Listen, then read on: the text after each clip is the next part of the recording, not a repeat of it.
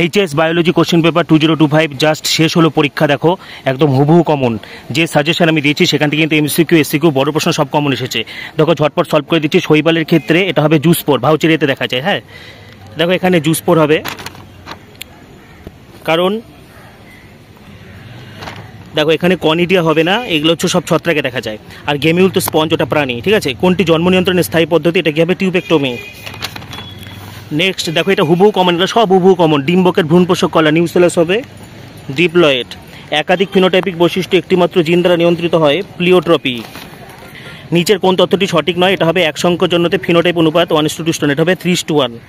Hairpin loop বারবার বলেছি, এটা হবে আরএনএ সংশ্লেষের শেষে। রো প্রোটিন যেখানে কাজ করে না সেখানে হেয়ারপিন লুপ গঠিত হয়। ক্লাইনফেল্টার এটা হবে XXY। ঠিক আছে, বিসিজি কী হবে? বিসিজি হচ্ছে যক্ষা রোগের টিকা। অনাক্রমত তন্ত্রে দেখো বি সেল টি সেল দুটোই অস্থিমজ্জা হবে। ঠিক আছে, দুটোই অস্থিমজ্জা হবে। Welcome everyone, HS biology exam 2025 just শেষ হলো এবং আজকের ভিডিওতে কিন্তু আমি তোমাদেরকে HS biology question paper 2025, HS biology question answer 2025 একদম অথেন্টিক উত্তর সমাধান করে দিচ্ছি। ঝটপট মিলিয়ে নাও এবং তোমাদের পরীক্ষা কেমন হলো অবশ্যই জানাবে। বিগত বছরগুলোর মতো এবছর কিন্তু 100% কমন। আমাদের চ্যানেলে যে যে সাজেশন দেওয়া হয়েছিল সেখান থেকে কিন্তু 100% কমনের অপ্রতিরোধ্য রেকর্ড, সেটা কিন্তু সব ক্ষেত্রেই। ঠিক আছে, এবং আমি প্রচন্ড খুশি হয়েছি। তোমাদের পরীক্ষা কেমন হলো জানাও। এই ভিডিওতে আমি কিন্তু একদম অথেন্টিক সলিউশন করে দিচ্ছি এমসিকিউ এসসিকিউ। পাশাপাশি পরবর্তী ভিডিওগুলির জন্য এখনই সাবস্ক্রাইব করো, পাশে থাকা বেল আইকনটি প্রেস করো এবং এই ভিডিওটি প্রচুর প্রচুর প্রচুর শেয়ার করে দাও।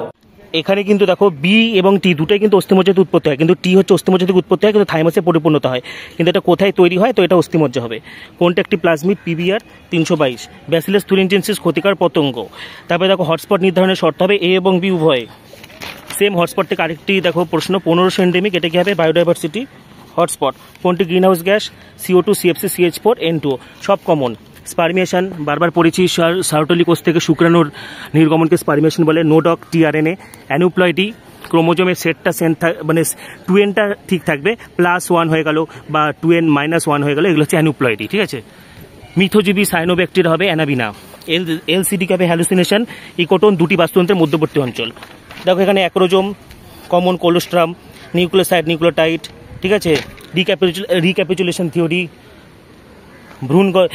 যেটা হচ্ছে ভ্রূণগত প্রমাণটা যেটা। হ্যাঁ, hot dilute soup, incubation period, heterosis, এগুলো সব সাজেশনে ছিল।